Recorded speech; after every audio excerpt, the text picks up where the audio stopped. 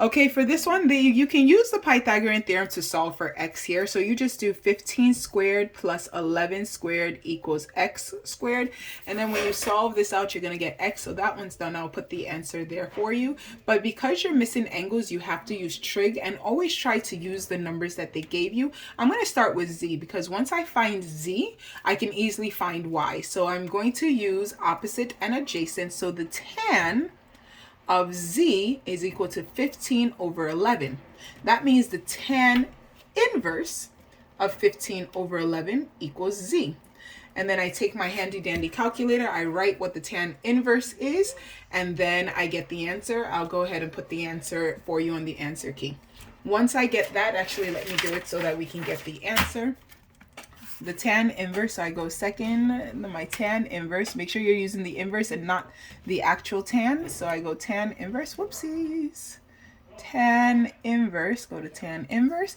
Anytime you're looking for angles, you're always using the inverse. 15 divided by 11 equals, this is 53.7, so about 54 degrees. So z equals 54 degrees approximately. And if that's 54 degrees, then that means I can easily solve for y, because I do 90 plus 54 equals, and then subtract that from 180, and I get 36 degrees. So y equals 36 degrees. Okay, here I can easily find z, because I do 90 plus 25 equals, and then I subtract that from 180 and I get 65. So z is 65. So now that we have the 25 and the 65, I'm looking for two sides, and if I'm looking for either of the side, I have to use trig. So now I'm going to start with x just because, and I'm going to use the 25 degrees because just in case I made a mistake. We didn't, but just in case. Now, if I'm using trig, this is adjacent, this is hypotenuse, so I use the cosine of 25, and then the cosine of 25 equals the adjacent, which is x over 30. So x equals 30 cosine 25, and I'm going to write what that is approximately when you get the answer key. And then I do the same thing for y, but now the issue is I could have used Pythagorean theorem, but I'm not going to use Pythagorean theorem. I'm going to use trig again, and I go from the 25 degree. This is opposite, this is hypotenuse, so that is the sine of 25 equals opposite, which is y, over 30. So y is going to equal 30 sine 25. I will write the answer when you look at the answer key. All right, here I have an 18 degree here, so it's easy peasy lemon squeezy. We do 90 minus 18, and the reason why I could do 90 minus 18 because I already have a 90 degrees. That is 72. 72, perfect. So now I'm looking for both x and y. Again, I don't want to use this 72 just in case I made a mistake, so I'm going to use the 18 here. I'm going to use the x, and I'm going to use the 8. So this is adjacent, this is opposite, so opposite over adjacent, that is tan. Tan of 18 equals 8 over x. The x is on the bottom. So 8 equals, oh, not 8, x. Haha. X equals 8 over tan 18. And I'll go ahead and write the answer of that. Again, I want to solve for y. This is opposite, this is hypotenuse, so that's sine now. So the sine of 18 equals the opposite, which is 8, over the hypotenuse, which is y. You see that the y is on the bottom, so y equals 8 divided by the sine of 18, and I'll write that as an answer. Here you're missing two angles, but you do have two sides. Whenever you're missing two angles, you might have two sides so that you can solve for the angle. Whenever you're looking for an angle, use the inverse trig. So I'm going to start with z. This is the adjacent, this is the hypotenuse, so that's the cosine of z equals, remember, it's SOHCAHTOA, all over the place. So the cosine of z equals 7 over 25. Z equals the cos inverse of 7 over 25. I'll write that as an answer.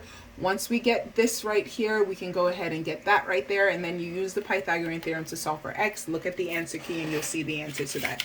And all right, last but not least on this page. Now this, you say, wait a minute, Ms. Banner, this is not a right triangle. We don't know what to do. So here's what we do. We kind of draw in the altitude. So we're going to draw in the altitude right here because it says find the area of the triangle. The area is 1/2 base times height. But the issue is that we have the base, we don't have the height, so we draw in the height.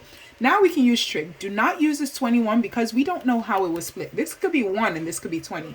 But we can use this whole of the 16 because it wasn't split.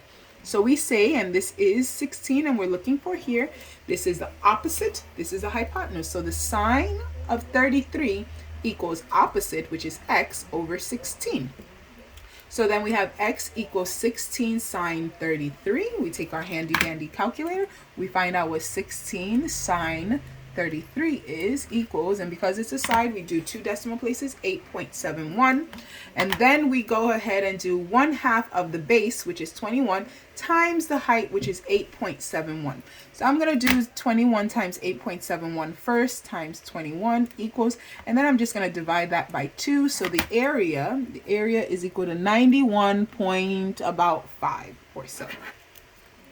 Find the area of a trapezoid. This is 1/2 of base 1 plus base 2, and then multiply by h. That's the formula for the area of a trapezoid. So first thing I'm going to do is draw in my height, because I don't have my height and I don't have my base. I, however, know I just created a rectangle. So this right here has to be 8, and this right here has to be 12. And I can use trig to find out this little piece right here. I'm going to put a little x there. So then what I do is that this is the opposite and this is the adjacent. So I do the tan of 50 degrees, and the tan of 50 degrees equals the opposite, 8 over x. The x is on the bottom, so x equals 8 divided by tan 50. So then I do 8 divided by tan 50, close parentheses, equals. So then I get that x is equal to 6.71. So this little piece is 6.71.